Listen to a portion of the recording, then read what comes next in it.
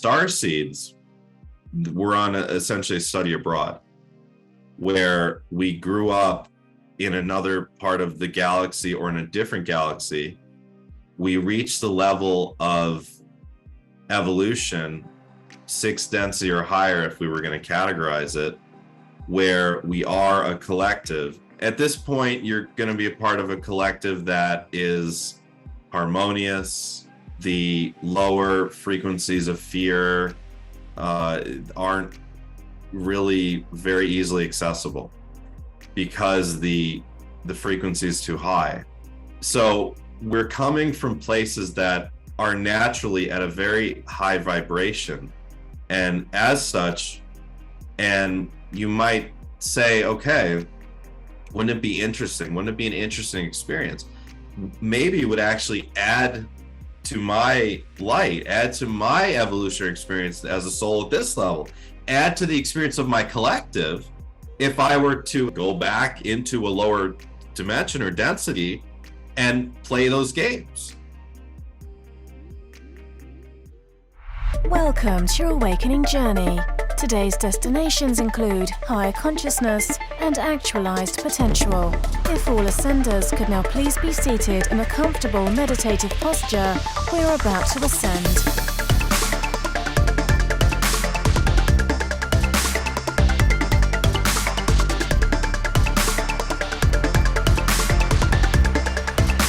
You are now arriving at your host, Brian Henry. Our guest today is intimately familiar with who we are before coming to Earth and guides others in remembering the mission that they came here on. He's an internationally recognized spiritual teacher and mentor, intuitive, psychic, medium, intuitive astrologer, starseed guide, energy healer, medical intuitive, and life coach. So evidently a being who is serving in a multitude of ways. As a gifted intuitive wisdom channeler, and transmitter of healing frequencies, Matthew John specializes in helping others to heal their childhood and past life traumas, reading people's life plans from a soul perspective, and in serving as a mentor for starseeds and those looking to accelerate their spiritual development. He's a spiritual leader of the golden age, and his innate ability to see the big picture allows him to effectively assist those he works with in healing, transforming, and accelerating their awakening. And today I'm fortunate enough to be joined by him, where we'll get the chance to get to know him better and have him help us deepen in our understanding of who we really are and why we are here. Matthew, firstly, I just want to say, when I take a look at the work that you're doing, it's quite evident that you are embodied and committed to your mission here. So first, I want to thank you for being a leader by example and supporting others in aligning with theirs. Thank you for joining me on Awaken to have this conversation. Thank you. Yeah, I really appreciate hearing that, and I'm really excited to be here. This is exciting. Thank you. Awesome. So there's a question that I've begun to open all the conversations up on the show. Before hearing about the wisdom, the knowledge I know that you're here to share, I'd like to ask you this, and as I tell all my guests, interpret this however you wish. Who are you and why are you here?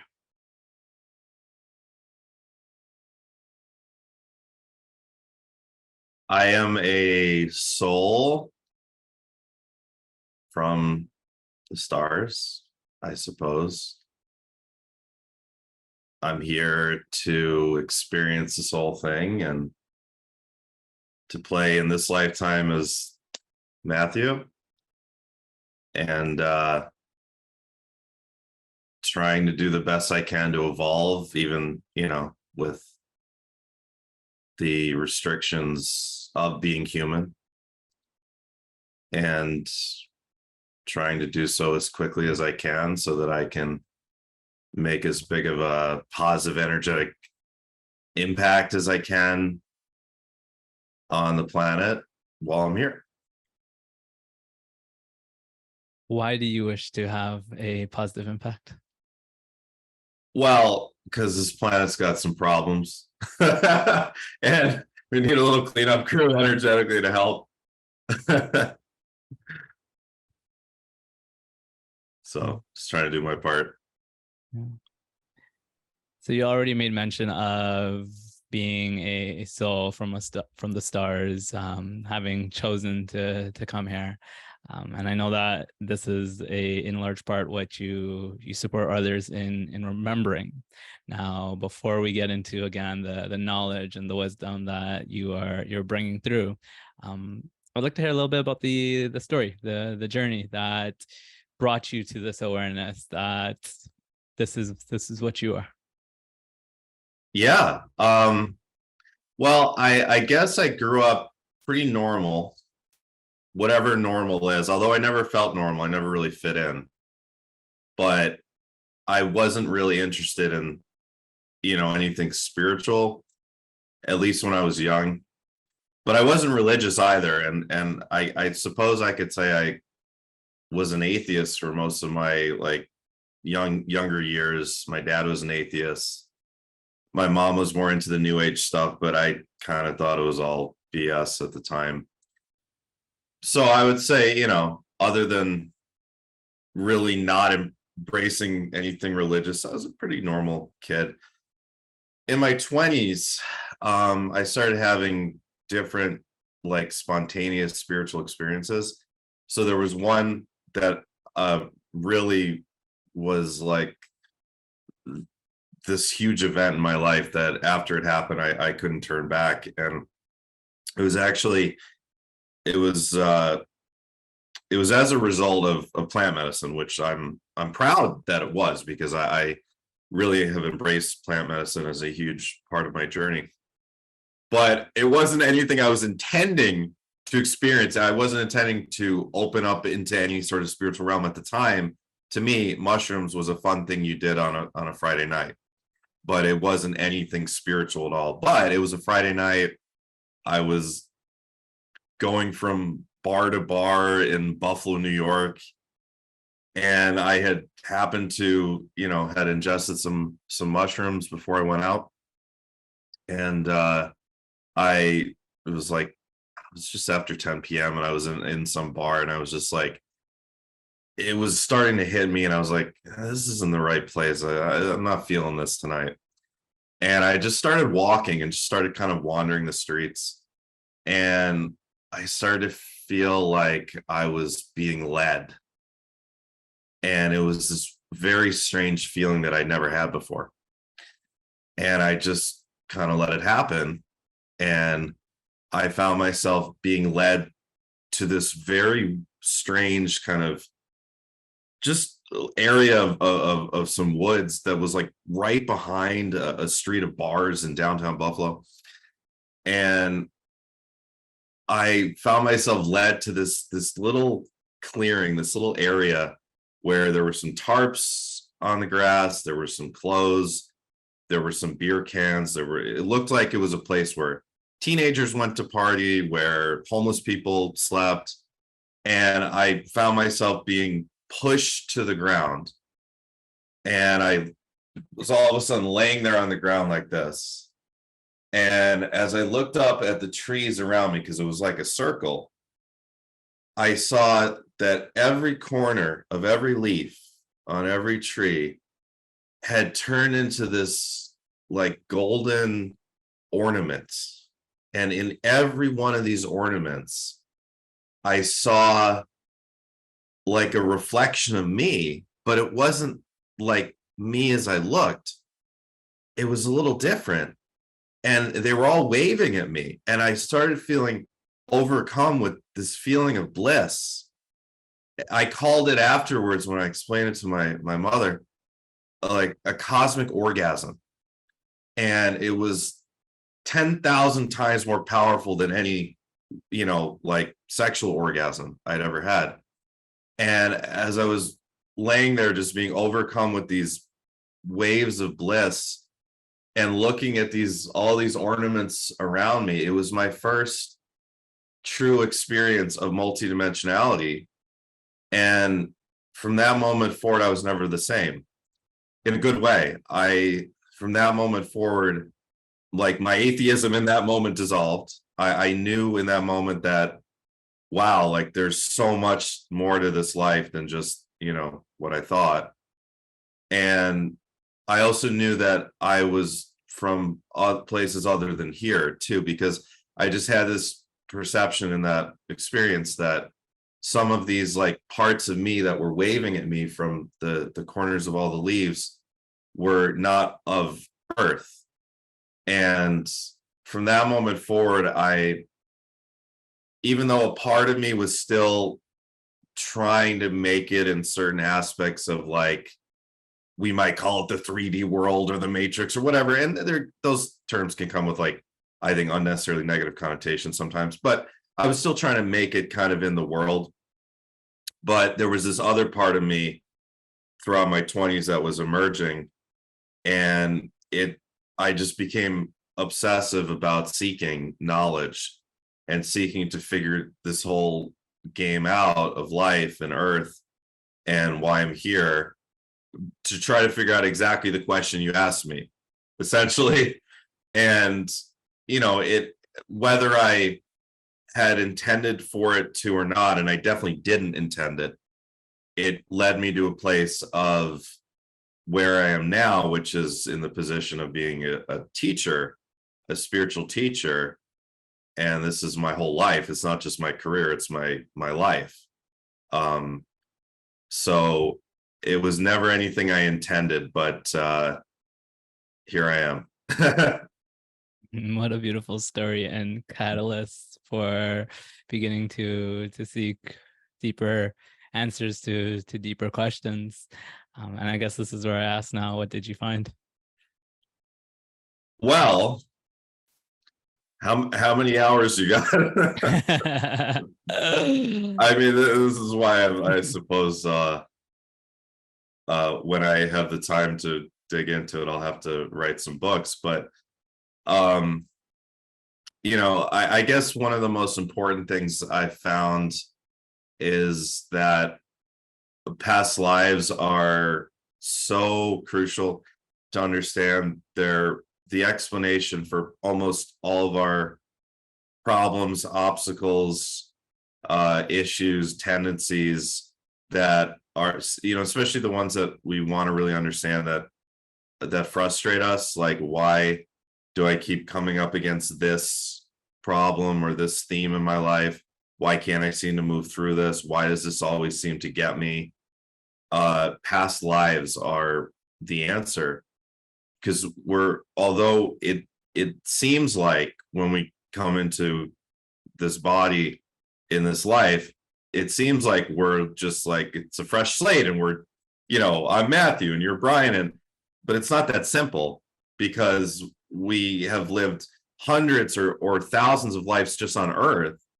And then we can extrapolate and talk about, who knows, thousands, tens of thousands, millions, it's hard to enumerate, of lives outside of Earth. And it all, in one way or another, plays into who we are here.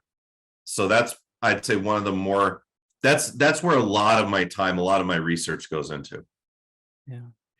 Okay. So I guess I want to ask, is it always in past lives that we can trace the roots of the challenges that we're facing? And do we need to be conscious of this, conscious that it's past life? I know you haven't used the word yet, but I'm gonna throw it in and see if it's fitting. Karma. Is it necessary for us to be aware that that's what we're working through? Great questions. The first part of the question, is it always? I think so. I do. We could get technical and say that, sure, this is a free will planet, and do we have the free will to go off track and, let's say, create even more negative karma for ourselves than our soul had hoped for? Yeah, absolutely. And also, do we have this like range with our free will where we can either end up on higher timelines or lower timelines? Absolutely. So there is that free will factor, but in general, yes. In general, all of our challenges, obstacles are somehow rooted in past lives. Is it important to understand? Yeah. If you want to really accelerate your spiritual journey, the more you understand about, at least what I found is, the more that you understand about yourself, And I not just myself, through the context of working with thousands of people over the years, the more that they're able to understand themselves in a multidimensional sense, yeah, it helps you to move through things potentially a lot faster, because you realize that it's you're not a victim of circumstance, you're not a victim of some punishing God. It's simply a matter of your soul had chosen this for a purpose, and that relates in some way to experiences from other lifetimes. Mm-hmm. So you already used the word purpose there, which I knew from the very get-go that this is something we were going to dive into. Do you mind drawing this connection for us between purpose and this notion of past lives? Oh yeah, absolutely. So let me simplify it. Whatever you feel on some level a deep call to try to fix or try to help out in this world, or try to contribute to ameliorating, to bettering, there's going to be some relationship between that and like who you were in other lifetimes. So if you are in this life, you end up going down some road of addiction, and through that road you experience all sorts of stories of difficult stories of the people around you and yourself. You recover from that addiction, and you become someone, you just feel this intense desire to be of service to people with addiction, to try to help, be that reaching hand out to try to pull them out of the muck.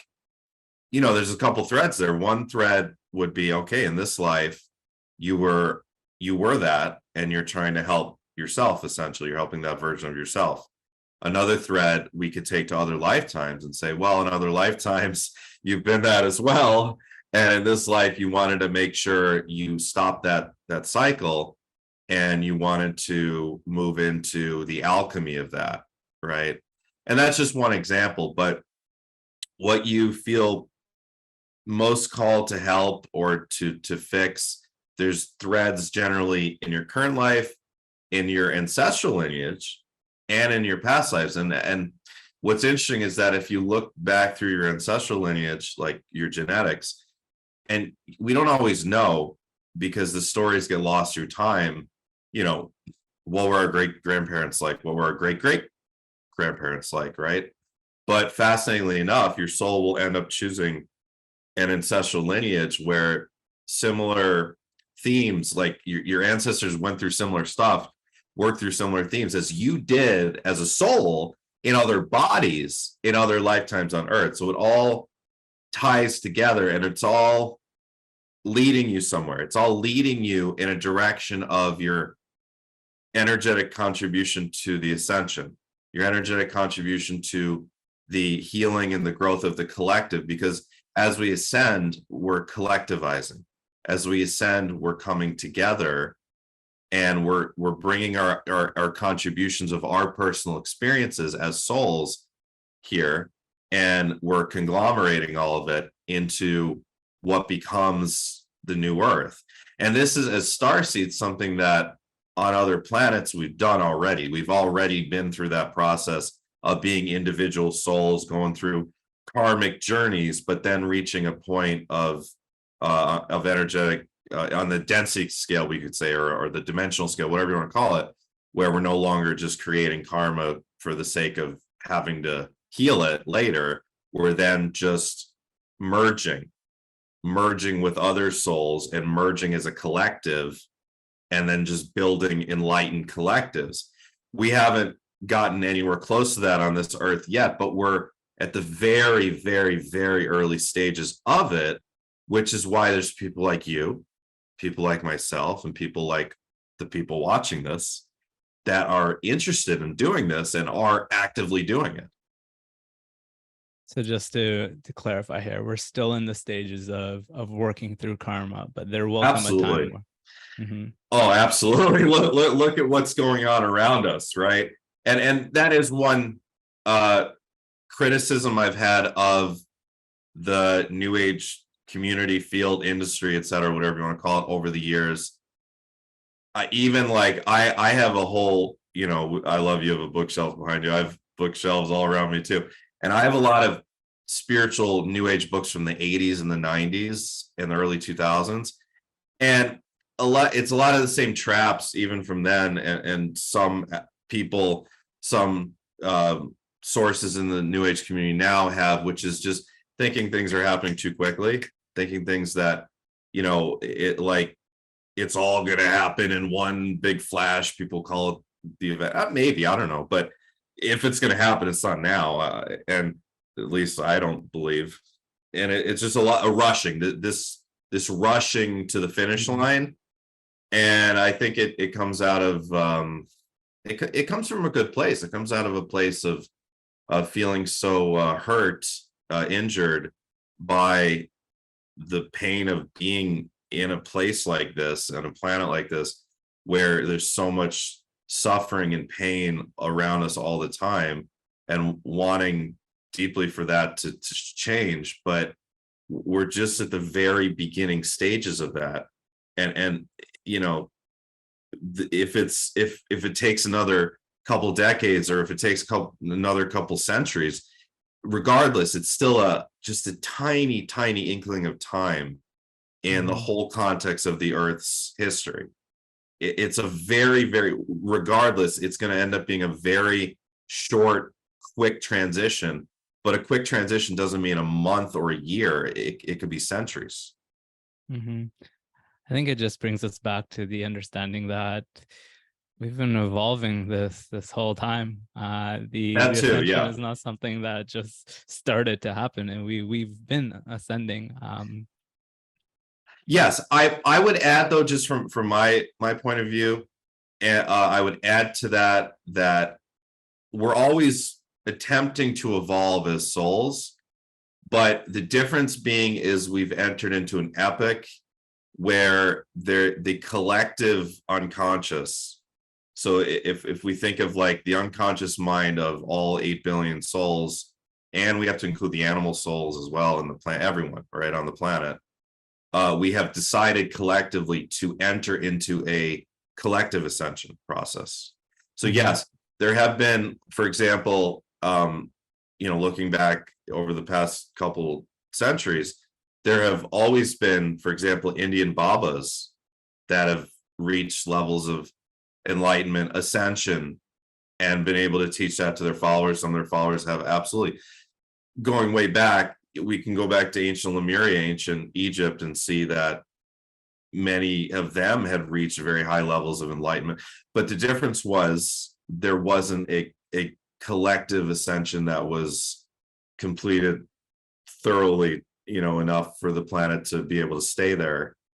But the difference is that's where we're at now in our point in the timeline. Yeah. So I'm definitely going to want to hear more from you about the process that we are in the midst of as a collective. Before that, though, I think taking a few steps back to the evolution of the soul and the process that the soul is evolving through. Yeah, I think I'd love to just hear you speak to that, and then maybe we can start to tie in this concept of what it means to be a starseed. Sure. Okay, so as a soul, well, let's see. I guess to start like at the very basics of the way I would teach it, as a soul, you are light. To be a soul means to be light. And we could say that potentially as a soul, what if you started as a single photon of light, and as you were able to gain more experience, you were able to build more and more photons around you until you became a field of light. There's models out there, you can see that it's the toroidal field.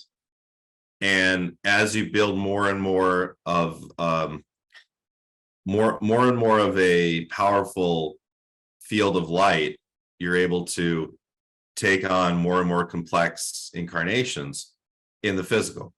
So think of in the animal kingdom, for example, you know, a gorilla or a giraffe or a rhino or a dog, a family dog, like, versus an ant versus, no offense to the ant, but versus an ant versus a mosquito, etc. There is a whole range of complexity of the types of themes you can experience in the life of an animal, right? So we could say as you build more light as a soul, you're able to take on more and more complex lifetimes. We could say there's a more complex brain structure, more complex thinking, right? A dog obviously can think about a lot of things. They can think about their history. They sit and they think about you, as they're human. They think about the mail lady. They think about the Amazon guy.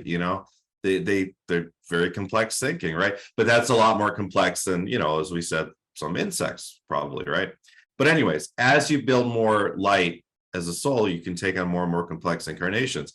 We could say the third density or the third dimension, which is the human kingdom, there's also a whole range of complexities of incarnations. There was a time, perhaps, and probably on our planet, where life as a human was more simplistic. We could say it was more nomadic, right? It was more focused on simply survival, root chakra stuff, hunter gathering, etc., right? Before the growth of basic technologies. Well, that would be a more simplistic incarnation. There's less themes to explore, right? But then the whole range, and especially now for those souls that are coming in now into the West, especially with the technology that is available now, it creates for very complex themes of what we can explore, and for the openness of exploring spirituality as well, which is the crown chakra stuff. So essentially, as a soul, you're more and more complex incarnations, more and more complex themes. On Earth, you want to end up, most souls, they want to experience hundreds or thousands of lifetimes, because the way I look at it, it's like a Shakespearean play. You want to experience every actor, every possible perception, point of view, emotion. You want to be in all sorts of different bodies. I had another experience in my 20s, which was really profound. Again, it was thanks to a psychedelic medicine, and I won't go into the whole experience, but just at one point, I had looked into a mirror and I had witnessed, again, I never would have expected or even imagined this in a million years, but seen my form change into all these other different bodies. Indigenous woman, an Asian man, black man, other white females, and I even human forms, and I just saw all these forms in front of me, and that was like a confirmation. I already suspected it, but it was a confirmation of, oh yeah, you've been all these different other people, right? It's not just you. So generally, as a soul, we want to experience just a whole range of experiences on Earth. And I'm an astrologer, and I love to look at astrology and say that the soul wants to experience all sides of all 12 signs. Every sign carries a different theme to it. The sign of Leo is about expression. The sign of Scorpio is about sexuality. The sign of Cancer is about motherhood, right? And those are just simplistic explanations, but every sign has all these different themes to it, and the soul wants to dive and move throughout the zodiac wheel as well. Mm-hmm. So we want to get the whole experience of Earth, and once we do, that's when we really set our sights as a soul on a conscious ascension process, where we have to move through all the leftover karma from the other lifetimes that we've yet unsettled, and then we're moving into whatever it is we want to leave here, whatever legacy we want to leave here. I like to say it's like, what is your energetic dissertation? if Earth were a school and you were going to be graduating, like, what would you leave as your dissertation here? Is that that stage of coming to even consider what your legacy is, your energetic dissertation, is that only a stage that happens after all this work is done, or is that something that's going to happen in each lifetime? Wow, that's a great question. No, it happens in the process of it. So it happens while you're moving through it, because what you're moving through is the basis for it. What you're moving through is it's the energetic impetus, but it's also the environment you find yourself in to leave that contribution. Think of just geographically. I mean, you and I are here, in the Northeast and the West. I mean, versus someone that is going through their ascension in India or in Sudan or in France. Like, your environment is going to be huge. The language is going to be different, right? The cultural themes you're going to be working with are different. So it's and that's all set up by design. That you and I wanted to be up here, and others wanted to be in India, right? For their, I would call it the ascension lifetime. So it's through that karmic resolution, through that settling all your stuff that you brought in, that you end up creating your legacy. Mm-hmm. I think putting a definition to the word karma here would be very helpful. Okay, yeah, great. There's a lot of misconception about karma. So karma is not a punishment. Karma is a desire from a soul level, from the soul's perspective, to balance out experiences. So if in one lifetime you had done something that ended up hurting someone, for example, in another lifetime, you're going to want to balance that out, usually by experiencing the other side of that. Often that'll occur through a specific soul contract, where it'll actually be with the same soul, where you in one lifetime were the one causing the harm to that soul, and then another lifetime you say, okay, let's now balance this out, and you do this to me. And now you're still, though, this is the stages of karma as I have come to know it. That's still at the stage of kind of throwing karma back and forth, right? And at any time you're creating a negative events, it's creating an imbalance in your field, which has to further be later on be resolved somehow. It's creating blockages that end up in the backs of your chakras as well, we could say. And after you and whatever souls that are involved in these soul contracts say, okay, that's enough. We've all played every side of this. Now it comes time for resolution. When it comes time for resolution, oftentimes what you'll plan as a soul, you'll say, I want to experience this theme again in this lifetime, but in a way that is not going to totally break me, in a way that I'll be able to move through and be able to learn from, and then move to the stage of alchemy, where then I'm able to not only resolve this energetically within my field, but I'm also able to somehow accumulate wisdom that I can then utilize to assist others, utilize to help bring others out of whatever that theme is. And thus I'm contributing energetically, and thus I'm starting to move into the upper levels of the third density towards the fourth, where in the fourth, again, it's a unified experience. So we're in that bridge right now. We're in that transition period between the individual experience and a unified or a group experience of the earth. Is the way that you're using the word third and fourth density synonymous to what is often referred to as the third and fourth dimension, 3D? That's a great question. So I actually have adapted my model of the densities off of a good friend of mine named Todd R. Deviney. His book, Expansion for Ascending Consciousness, and then there's a second one, he's writing a third, was such a huge piece of my journey. And actually on my YouTube channel, I did these amazing long form collaborations with him a couple of years ago, where we just went, a deep dive into his books and all the questions that people have, and so people can check that out on my channel. But so his model I kind of use, but I would say the fourth density is the next major level up from the third.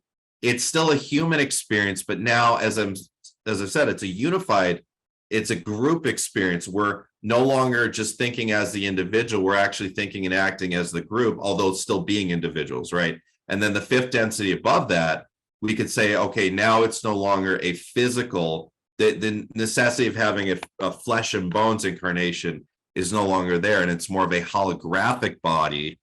And again, we're thinking and acting as a group, but we're still having the experience of being individuals, but it's a holographic. And then the sixth density is now the level where it's completely holographic. And although, again, we can still have individual experiences, much more of the idea of being in a sixth density collective is just being the collective. From that level, we have so much energy available to us.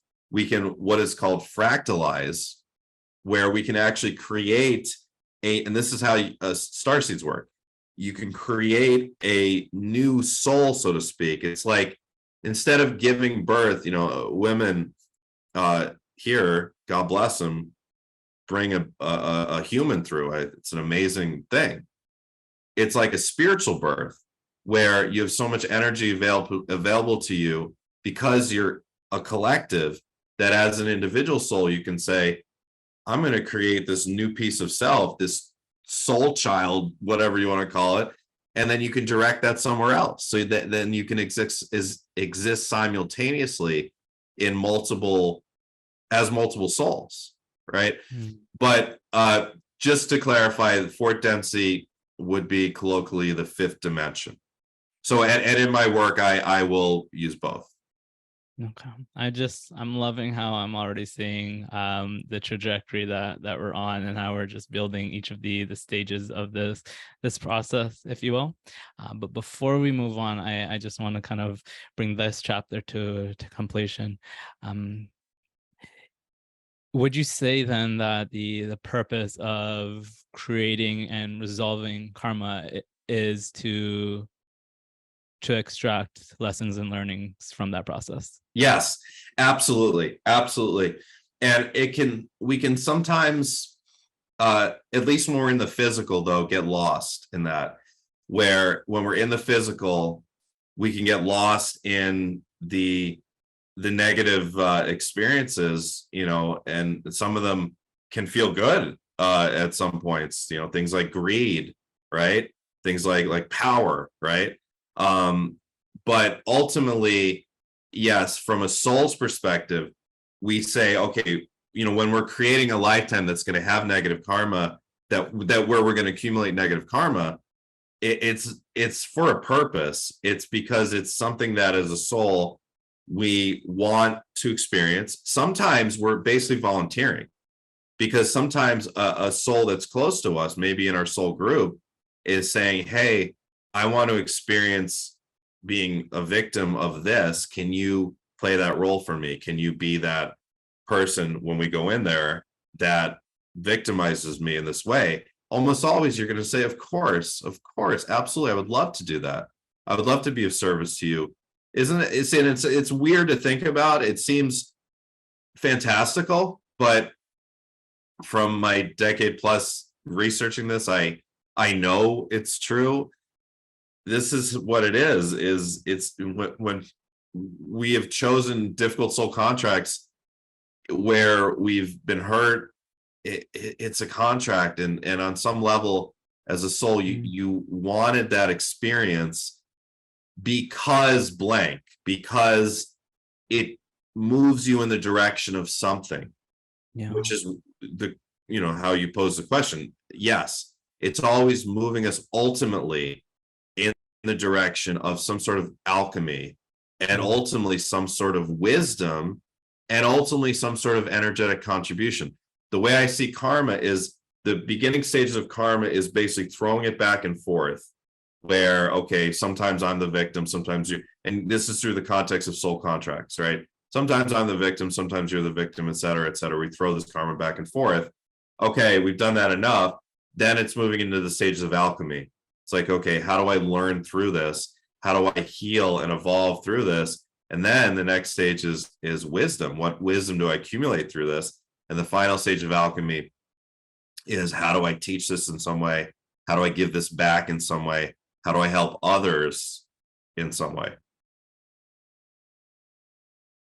I think that's just such a beautiful and profound depiction of the process our soul is evolving through. And yes, this notion of learning from these soul contracts that entail maybe some more challenging relationships. I mean, just to really solidify that point, I think it's important that we observe that it's usually, if not most often, in some of our most challenging relationships that we learn and grow the most. Yeah. And just to add further confirmation, I had pretty much always, pretty much unequivocally, our most difficult relationships, and that doesn't just mean like romance. That's just one kind of relationship. Family, even, you know, bosses or business associates, like those end up being where the most learning happens the quickest. The people in your lives that are the most challenging relationships, these are the ones that as souls before you came in, you planned out probably pretty almost exactly the way your relationship has ended up panning out. You planned that out as souls before you came here, because there's something that each of you wanted to really move towards. A lot of times one soul is essentially in the context of a single lifetime, taking one for the team and saying, well, this is your time to evolve. So I'm going to play this role as your mother, your father, your brother, your sister, your wife, your husband, etc., and not really get too deep into my spiritual journey consciously, so that you can. And I'm going to play whatever role, you know, energetically prodding you in some way to go in that direction. And then next lifetime, I'll do that. Yeah. What an incredible shift. It makes me wonder how profound of a shift in our experience it would have to approach these sort of relationships with that perspective and that knowing. It would be such a game changer. I mean, can you imagine if this stuff was taught in school? You know, can you imagine if one day right? Yeah, can you imagine if in the context of therapy, you know, outside of the, you know, the weird ones like me, you know, like traditional therapy, if this sort of stuff was discussed and people understood that you're not just the ego, you're not just this person you think you are, you're a soul, you're just playing this role temporarily, and you plan this out for a purpose, there's a reason for all of this. Yeah, beautiful. Okay, so I feel like I want to recap just a bit of what we've already discussed and then dive into a question that, well, it was just I felt very strongly that we were being guided to take the conversation in in this direction.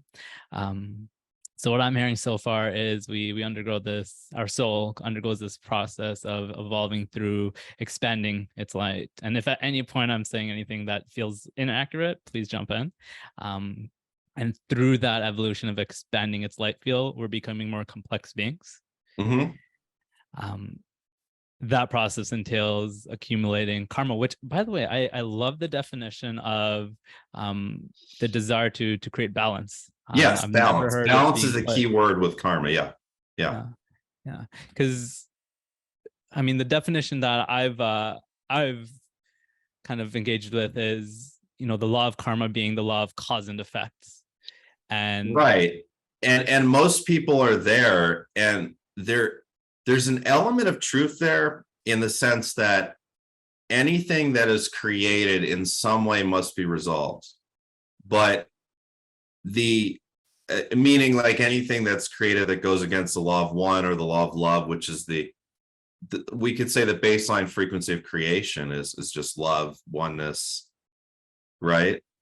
But it's not as simple as there's a cause and then the effect comes back on you as if it's some sort of force, as if it's the universe doing it.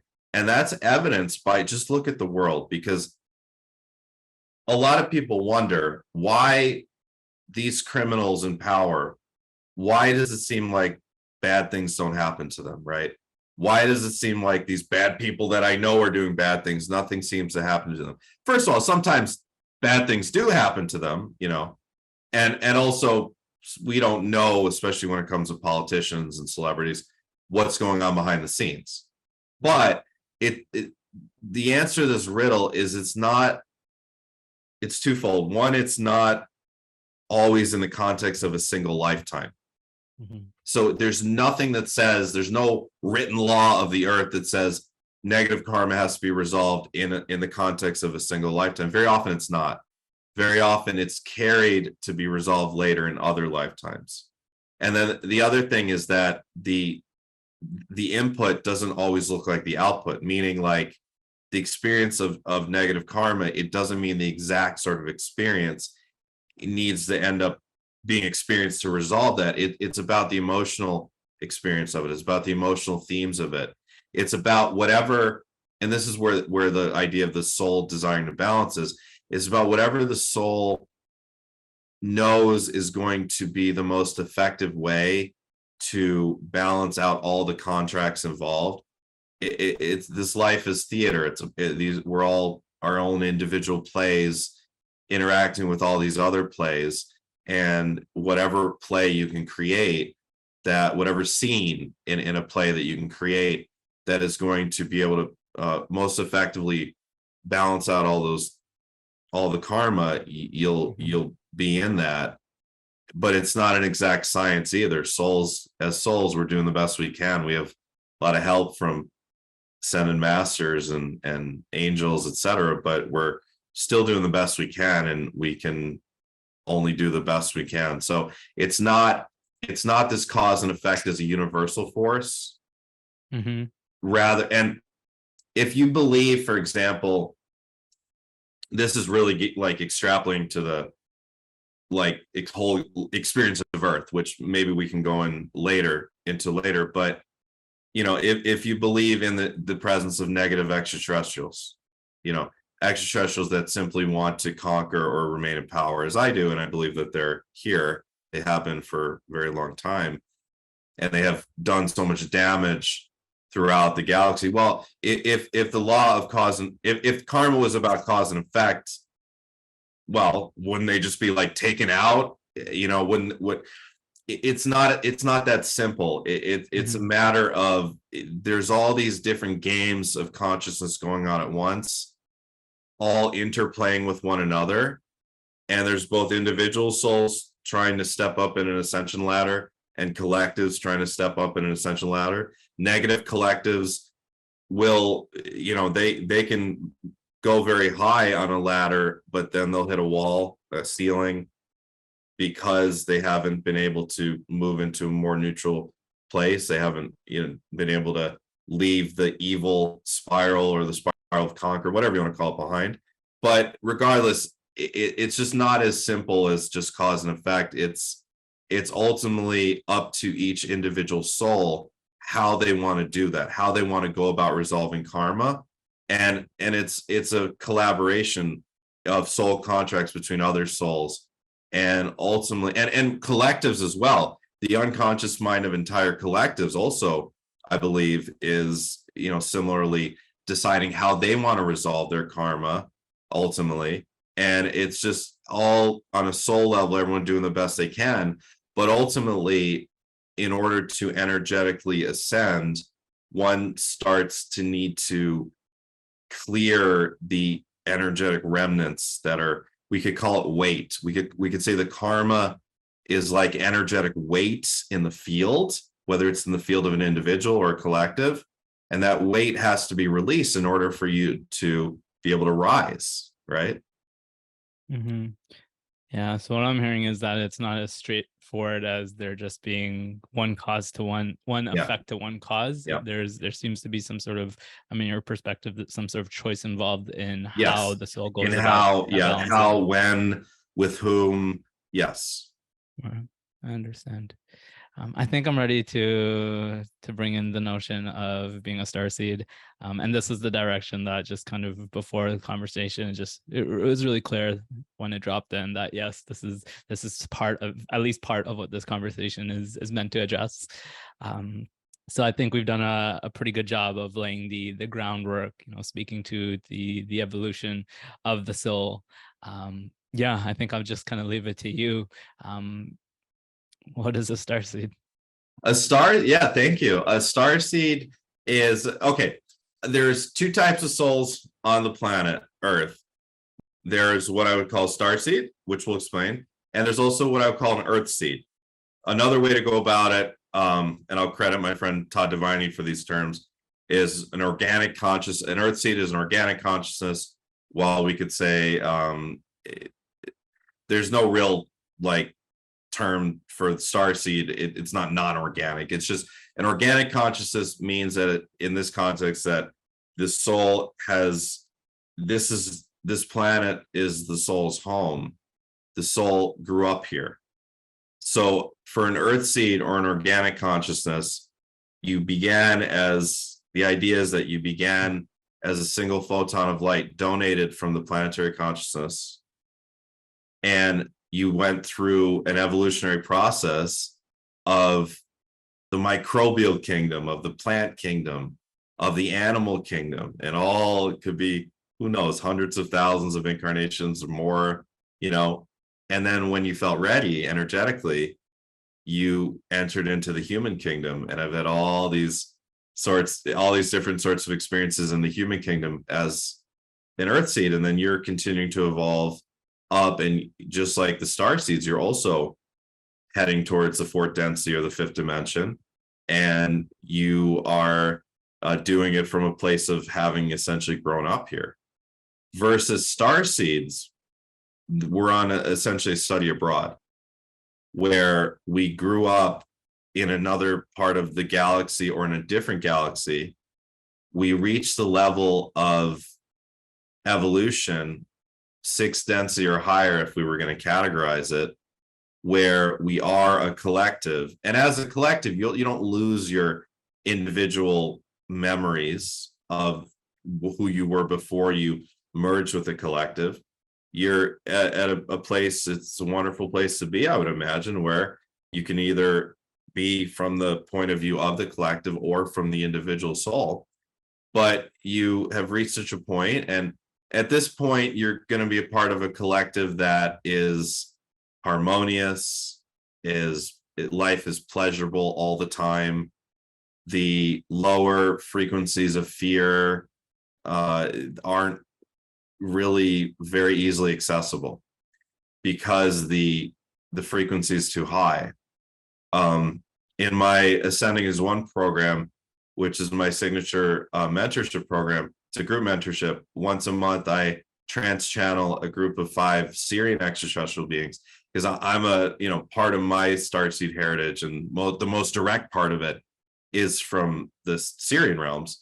And they often talk at length about the experience of life on their planet and how blissful and pleasurable it is, and how different it is for them to look in and see what's going on here, and all the sorts of day-to-day difficulties and struggles of life here as a human. So we're coming from places that are naturally at a very high vibration, and as such, you again, you don't really have access to the lower frequencies very easily. And you might say, okay, wouldn't it be interesting? Wouldn't it be an interesting experience? Maybe it would actually add to my light, add to my evolutionary experience as a soul at this level, add to the experience of my collective, if I were to essentially cloak myself and go back into a lower dimension or density and play those games. So you look around, you say, oh, look at this planet Earth. They have nuclear wars, and it's run by a cartel of criminals, and you can die at any time from any sort of disease or anything. And wow, what a weird place that is. I want to go there. I want to experience that. And so again, this, whatever it's like, this energetic birth, and part of my work is doing these regression sessions called Starseed discovery sessions, and they're unlike anything out there. I lead people through the astral plane to their home planet or place of origin. They get to experience, like, and it feels very real because it is. They experience what it's like to be on their home planet where they came from. But a lot of times they'll even experience, they'll see or they'll feel what that's like to come here. And it looks a little different for everyone, but in one way or another, you're going to end up through some portal and you're going to end up coming here. And, you know, your first stop is going to be, you know, instead of the airport, it's the astral realm of Earth and the astral plane. And in the astral plane, you acclimate. All right, here are all the angels and ascended masters to help you acclimate with the Earth experience, what it's like to be here. Welcome, you know, whenever you're ready to have your first incarnation, you know, let us know and let's plan it out. And then you start planning out lifetimes and you enter into the cycle of karma, like we talked about, just like any of the organic consciousnesses that are already here, just like any of the souls that are already here. As a starseed, also, there is such thing as soul groups, you know, because everything ultimately boils down to groups. And usually it's groups of 12, I found, where souls will feel a certain resonance with the other 11 souls. Normally it'll be souls that you know from wherever you're coming from in the stars, or you've interacted with, you've crossed paths with on some other realm outside of Earth. And now that you're here on Earth, you're like, all right, let's work together. We know each other already. Let's work together to plan out lifetimes, to have soul contracts, to trade karma back and forth, etc. And then ultimately we're going to send out of here together. So the game is, as a starseed, you come in here. For most starseeds, there are rare exceptions. There's starseeds that come in just for 1 or 2. It's rare. Most starseeds come here for a lot of lifetimes, including myself. And we want to experience the whole game of Earth, all sides of it, run the gamut of experiences, but then ultimately at some point choose, okay, now it's time to ascend out of here. As you ascend out of here, Todd, my friend Todd, calls it the barrier membrane starts to dissolve. This shield that, you know, we could say when we come in, you know, generally we're like under amnesia, so to speak, right? We don't remember our other lifetimes. We don't remember, you know, who we were as a soul. But now, like myself and you and many of us are remembering very easily nowadays, right? Who we were, who we are as a soul, what it was like in other lifetimes, right? But most of us don't. And as we're ascending, as we're starting to step up in frequency as starseeds, these barriers are dissolving, and we're very naturally remembering all sorts of wisdom and skills and ways of being that we already knew. You know, a lot of us are developing trance channeling or light language channeling or getting visited in dream space or whatever. But those are all signs of, like, you know, we've entered into that ascension stage. And ultimately, there's generally in a soul group, there's going to be one leader of the group. There's going to be one soul. And for, you know, a lot of people watching, it might be you, one leader of the group that is going to start to evolve first. And then that'll allow the space for the other souls in the group to start to come along. Ultimately, the game is to ascend out of the third density or the third dimension into a fourth density experience here on Earth. Some of us will choose to remain in that fourth density experience and experience it. And who knows, we could be here as long as we want, experience the new Earth as that starts to come about in the physical. And some of us will decide, okay, that was fun. Go back to the Pleiades or go back to the Syrian realms or Arcturian realms or whatever.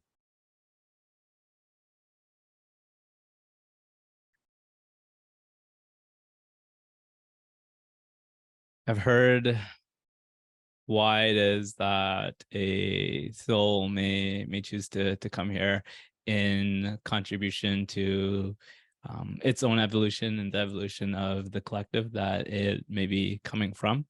I'd love to hear you speak to how or why the soul may be coming to contribute to the earth.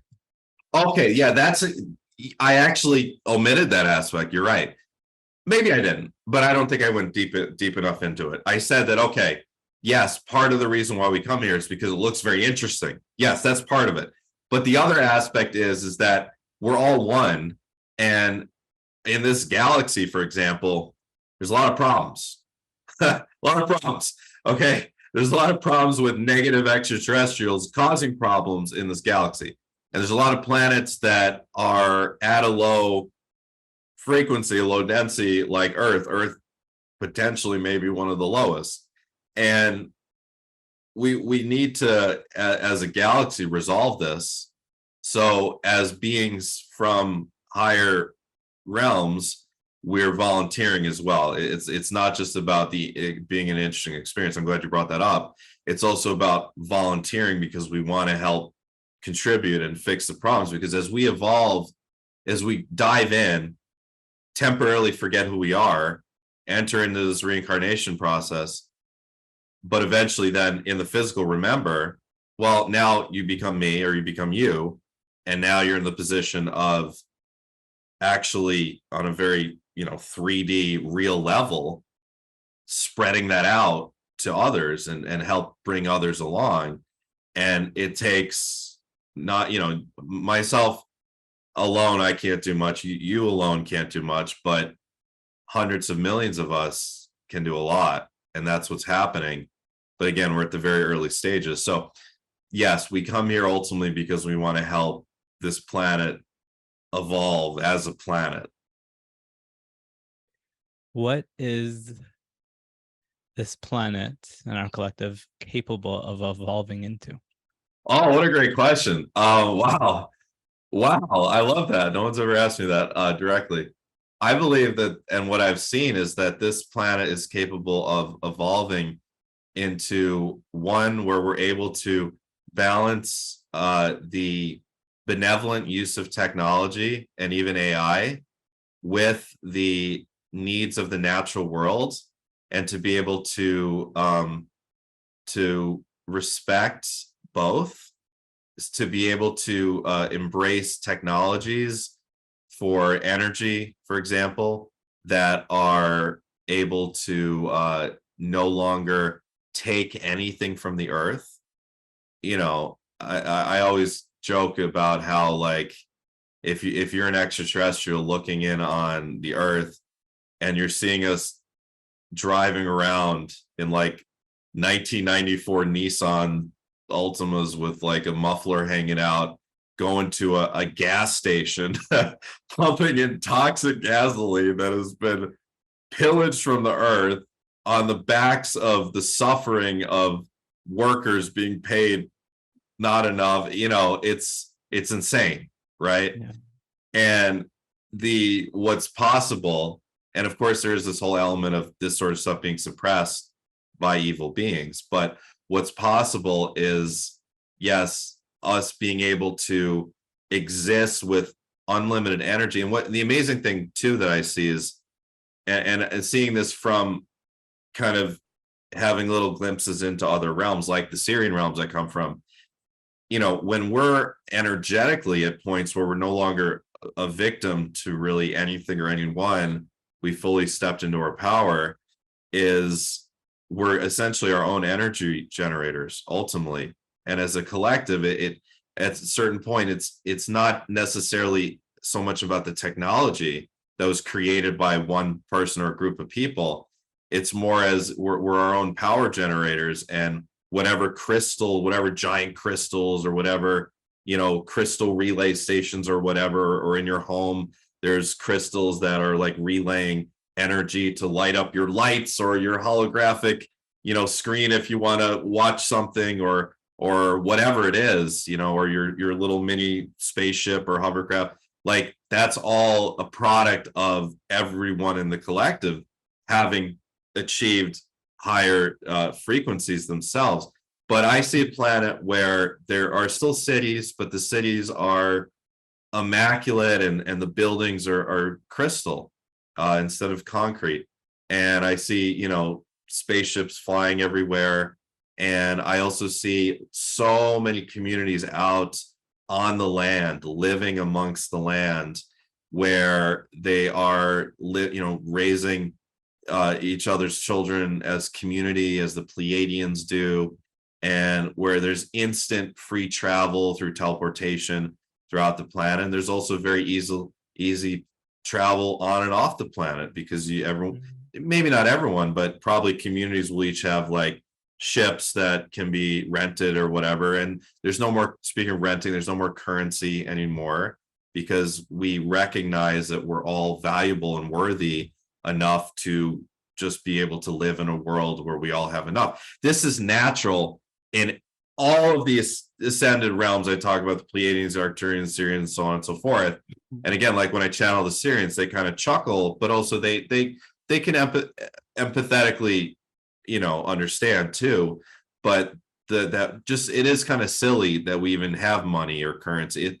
Everything we do on this planet is really silly from the perspective of the higher beings, because they've evolved so much past that to a place where there is really no such thing as lack. Everyone is taken care of. There's no such thing as crime. There's no such thing as people hurting one another, because you are all together. You are all linked. You are all family. And why would you ever want to hurt family? So that's what I see as possible. And again, to go back to like earlier talking about, I do see some people thinking the process is going to be more rushed than is realistic. And, right now, today, like a third of the planet is starving. Like literally a third of the planet doesn't have enough food or clean water or basic medical care. A third of the planet. It's insane, right? And there's a horrible war going on right now, where people are dying every day in this war that has no end in sight. That's the reality. That's the hard reality, the harsh reality of the world as it is right now. It's a very messed up world. But does that mean it's like it's all an illusion and the ascension is not actually happening? No. It just means that it's happening, but a little more slowly than maybe we would like. And if we want to look for evidence of it happening in the outside world, we have to look for more subtle clues. For example, the fact that like spirituality and non-religious spirituality, because of the internet and because of social media, has recently become very ubiquitous, very, very much accepted in the zeitgeist of our current times, right? Whereas 10 or 15 or 20 years ago, you and I think are a similar age group. Like if you were someone that did yoga, you were kind of weird, right? Now yoga is like on every Citibank and Chase Bank commercial, right? It's a lady doing yoga, and it's just that meditation. You see LeBron James, doing ads for a meditation app during the NBA finals. And it just has become so mainstream. That's a sign. That's a real sign of this ascension process happening. It's a slow trickle. It's a slow trickle, and that's okay. That's how it's meant to be. It's going to take a while for all of the pain and suffering in the outside world to resolve, because there's such a weight of the negative beings that are in charge of this planet, and it's going to take a while. I'm so glad that you've brought our eyes to the many pieces of evidence there are for a evolving consciousness. Can I ask you a question? What are some other pieces of evidence that you see? Yeah, I think it's a beautiful thing to observe. I've been witnessing this, but you're right.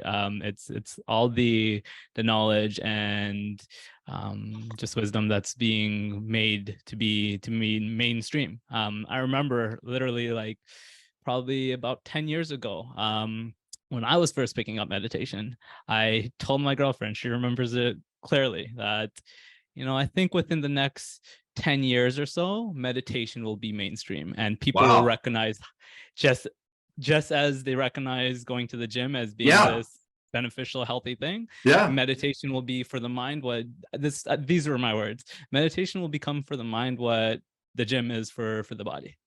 And everyone knows the benefits now, right? There's no hiding it, right? Right. So I mean, we may not be at the point where everyone's consistently practicing it, but it's at least in the awareness that, you know, this is something that's good for you. Meditation is such a wonderful thing, and I love that, you know, you bring it up, and it's always something that I recommend for people, and it's something that when I can carve out the time, I try to make it as much a part of my life as I can. And then also there's just a thing to even doing a walking meditation, you know, or just an observational meditation. Just like one of my favorite things is just sit in my garden and just take a couple minutes and just observe the birds and the squirrels and the chipmunks and the butterflies, and just, you know, be with nature. So there's many ways to go about it. But regardless, it's like when you're in that state, whether it's just, you know, whether it's a breathing meditation or yoga or tai chi or sitting in your garden, like you feel this sense of connection with what's around you, right? You feel connected here and you feel here.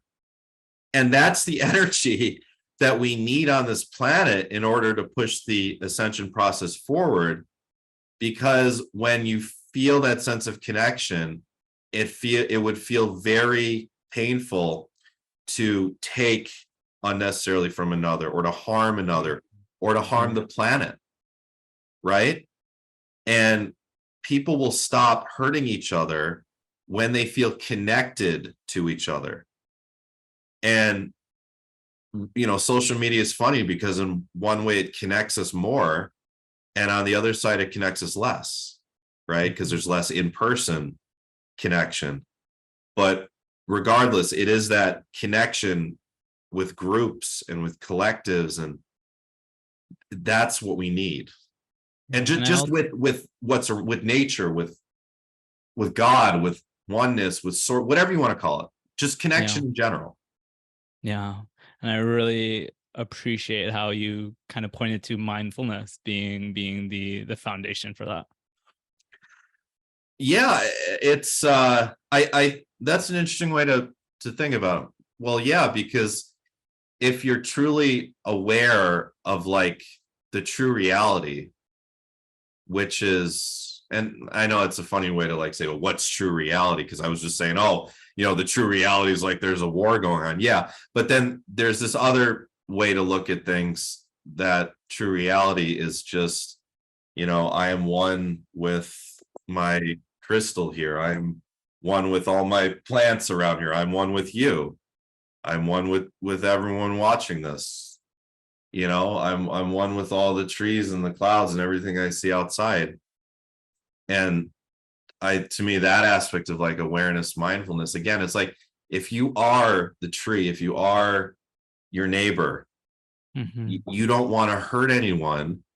And if everyone starts to feel that, like the whole saying, I believe is very true. Like if everyone were to just stop and meditate on the planet for like 5 minutes, all wars would end. It is probably true. It would be hard to pick up your arms in the Ukraine or Russia, you know, if after the whole world meditated together and, you know, in peace and unity and connection. So I love that you are so deep into meditation and made that such a big part of your contribution here, because it's so important. Thank you. Yeah. And if it doesn't go without saying, I totally agree. I'm going to throw out one more fun piece of evidence because it kind of came up here. I find it amusing that my mainstream mall just around the street has 3 crystal stores now. The Eaton Center? No, it's actually Vaughan Mills, but okay. Not too far from the Eaton Center. Have you been to Toronto, by the way? I have, yeah, many times, yeah. Awesome. Yeah. I'm sure there's a few in there as well. Okay, good. Yeah, it is, you know, again, it's like when we were kids, it was a weird thing that, you know, like, oh, look at those weirdos in there. And it's just so much more mainstream now. people are so much more into crystals and meditation and yoga and Tai Chi and like new agey books, and even psychics like myself. Psychics used to be much more taboo. Reiki. Now, it's much more accepted now. Yeah. The one other one that just that invoked was Reiki, I think. Reiki. Yes, absolutely. Yeah. People are at least opening their minds up to it.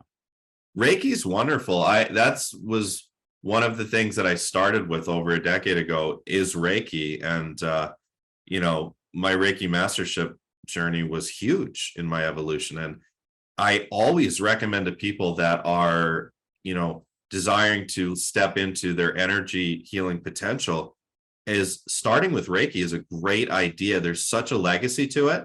There's such a history to it. And a lot of people believe that Reiki goes much farther back than Japan. That Reiki, Usui, I'm talking about Usui Reiki, that it goes back really to ancient Egypt or before, or even from off planet. And I certainly believe that whatever the case may be, it definitely goes back much further than the 1800s. Yeah. Well, the main message here, I think, being revolving, and if you take the opportunity to observe, we would surely witness that. Yeah. Matthew, I have one last super fun thing planned for us to wrap things up on, to just again bring some closure to what's been such a powerful conversation. I do want to make sure that you do still have the time to fit this in. Sure. Yeah, awesome, my friend. I am going to welcome you to the ascending round, which are a series of quick fire questions. Just to extract some practical advice. What's the prize though if I win?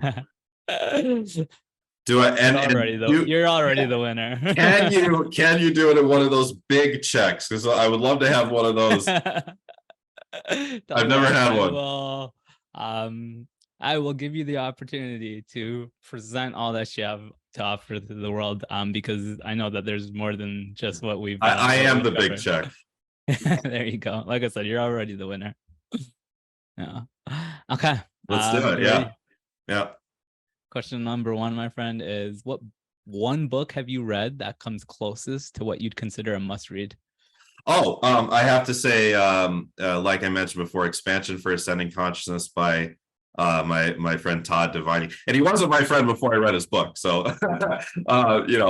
his book was a huge for people like myself, and I perceive you as well, that are super into the understanding side of things. Like you believe everything is knowable, or almost everything, and you want to understand, and you want to be able to figure it out in your mind, and have labels and categories for things.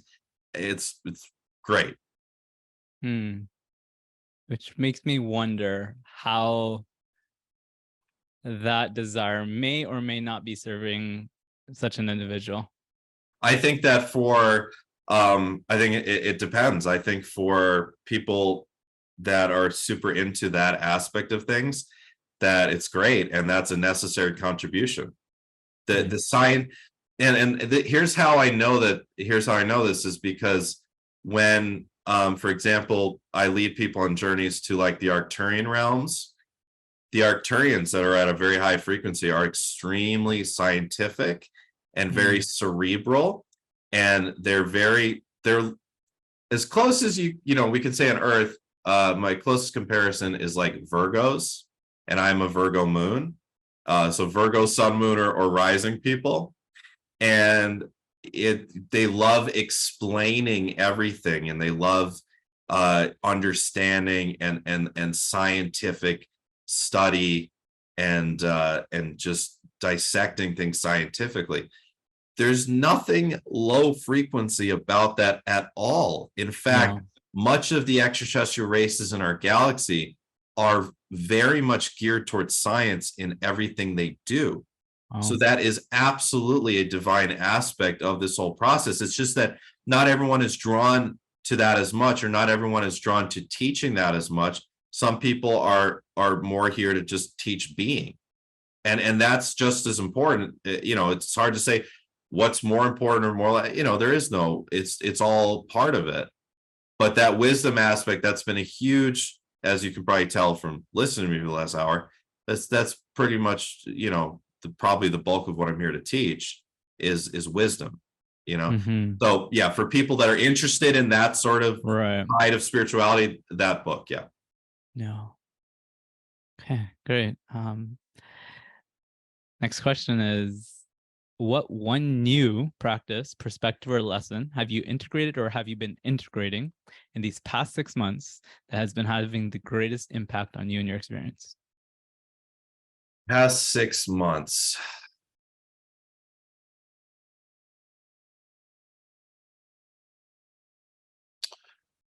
For me, I would say becoming more, at least what my intention has been, and what at times I've been perceiving that I've been doing better at a point in my life before I got, because just so you guys kind of get where I'm at in my journey, I work my butt off. I work all the time pretty much, and I'm on this really intense journey of creating as big of an impact as I can, and I'm really, as best I can, trying to step that up as quickly as I can. So for me, my work, which is this, like doing this podcast, is a part of my work. My work is the majority of my life. At other times in my spiritual journey, I had the space where I was much more invested into things like exploring plant medicine, or exploring travel, or exploring, meditation, etc. So over the last 6 months, my intention and what I've started to work on better is reintegrating that aspect of presence, and that aspect of whatever forms meditation can take for me, and just allowing that presence to emerge more throughout, still being very intense and very hardworking. Mm. So as I mentioned, things like just sitting in my garden for a few minutes, taking a break, and doing an observational meditation, something like that, right? Yeah. So would you let's say summarize that with the perspective being, or the practice being, making presence a greater value or a higher priority, while still integrating that Yes. into your Yeah, you said it perfectly. Yeah. Thank you. beautiful, powerful. Okay, next question is, what is one quote, mantra, or affirmation that has been transformative for you?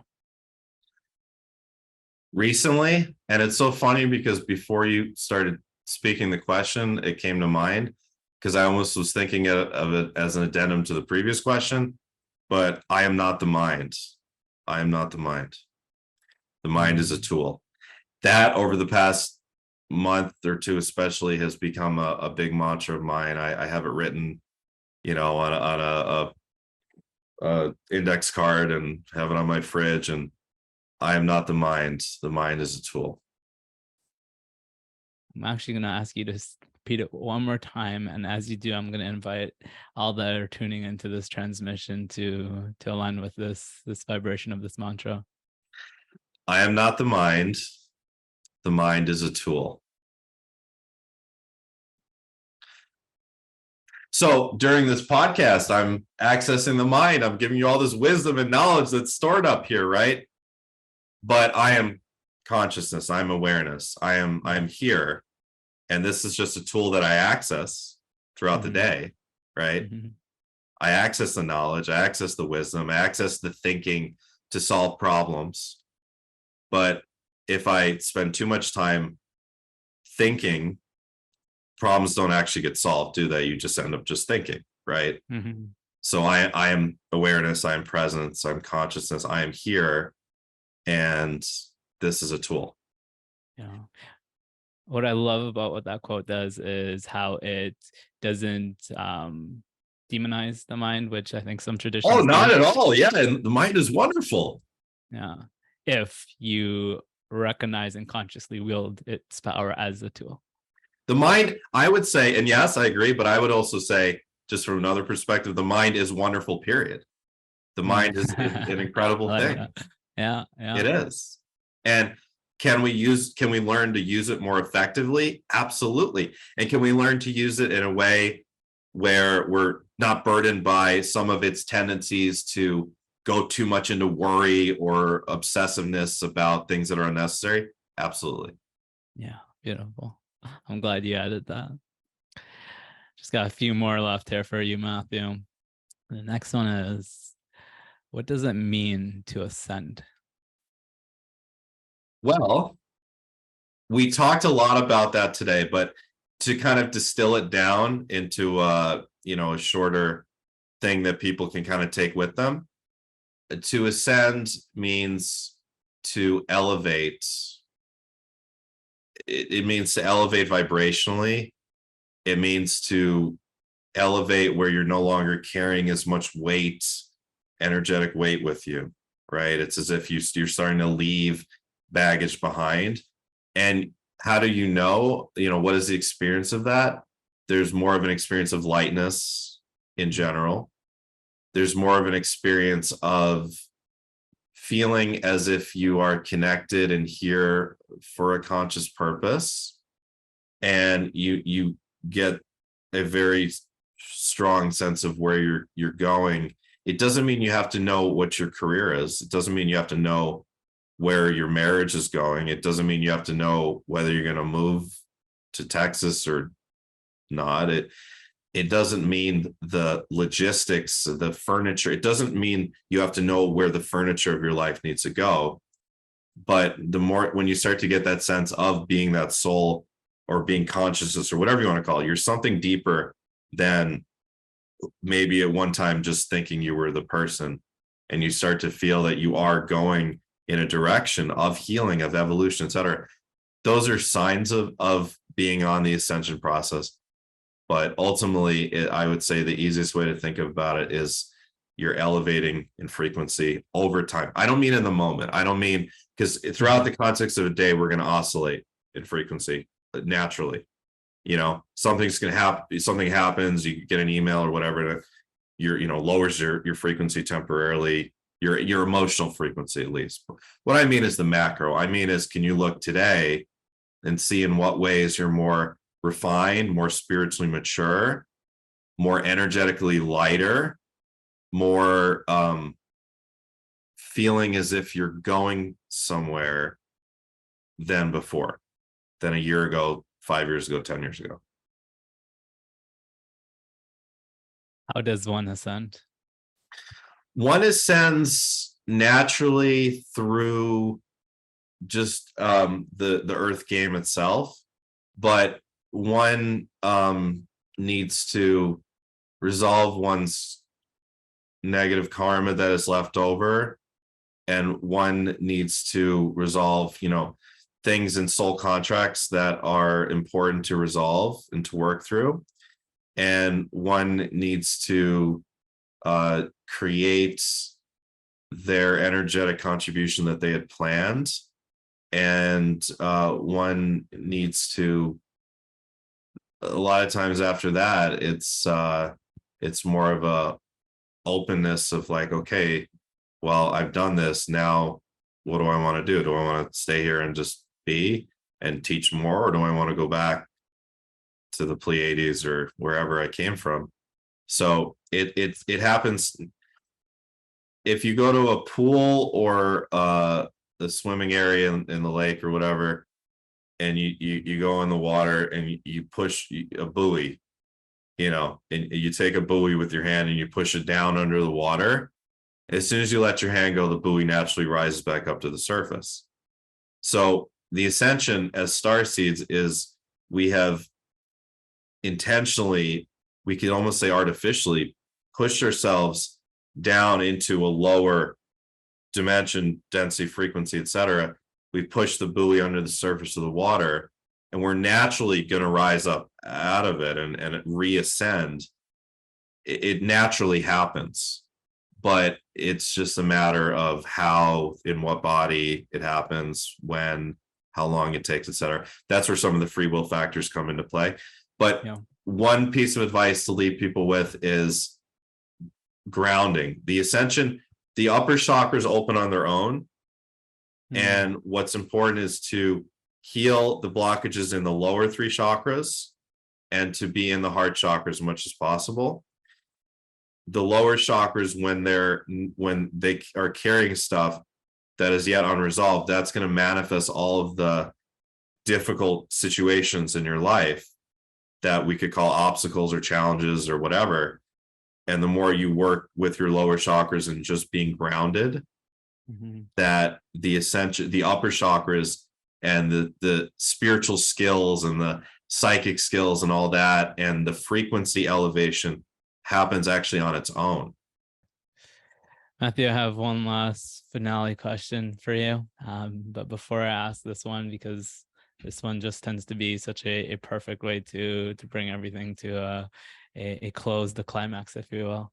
I'd love for you to first take an opportunity to share with us anywhere that, well, first, if someone wanted to get connected with you, where would they do that? And then if there's anything else that you'd like to invite our listeners into, please do. Yeah, thank you. I appreciate the opportunity. So you can find me on youaredivinehuman.org, all spelled out, youaredivinehuman.org. Is there going to be a link in the description box too? Yeah. So all the links will be there. Perfect. So you can just... and my YouTube channel as well is Matthew John Spiritual Teacher. And I also am the resident astrologer for the Higher Self YouTube channel as well. I put out a podcast for the new and full moon, every single one. I haven't missed one in many years. So you can check that out as well. What I am really excited about coming up in August here is I have my Ascending as One program. And this is my signature group Ascension mentorship program. We meet on Sundays, usually right at 5 o'clock Eastern time. There are 3-hour calls. You don't have to join the whole call, but a lot of people are like, yeah, I'll join for an hour or two. And they end up staying for the whole 3 hours or more. So I go over the specific planetary, because astrology is a huge part of my work. I go over the specific planetary configurations for the week to come. I give you downloadable notes so you know, okay, Monday is this and Thursday is this. So you know how to plan your week around the astrology. And then we go into the topic for the week. I always present some sort of healing topic. So in August, we've got the real law of attraction, healing your masculine father wounds, crafting your own EFT, emotional freedom technique sequences, and intro to numerology. And also on the VIP only call each month, I do the Syrian trance channeling session, which is usually pretty long, sometimes 20, 30, 40 minutes of the Syrians coming through, and they'll answer questions. And then also at the end of each call, I make sure we do some tapping, because EFT tapping has been a big part of my healing and my evolution, and I love teaching it. And then also answer questions at the end and do readings. There's a tier 2 where you get 3 group calls in the month, and then there's a VIP where you get all 4 group calls, including the Syrian channeling call, and you get a one-on-one private session with me. And because it's a monthly program, you can get in with me right away. So if you're watching this and you want to have a private reading with me, you can ask me anything you want to in the 20 minutes, and I work very quickly. You can ask me about your purpose, your soul contracts. I can look at your natal chart. If you're into astrology, you can ask me about your future. You can ask me, for advice on important decisions, whatever. You want to know where you're from in the stars, whatever it is, you can ask me. So what you should do is go to my website, go to my courses, events, and retreats page, and go ahead and sign up for Ascending as One, and you get the group calls. And if you do VIP, as I said, you also get that private session with me. Amazing. Thank you for that invitation. And as we mentioned, all the links to that in your website will be in the description for anyone that's interested. I appreciate that so much. Thank you. All right, here it is. You're ready for the final and farewell transmission. Le grand finale. There it is. Matthew, you just realized the power to telepathically communicate to all of humanity. What do you say?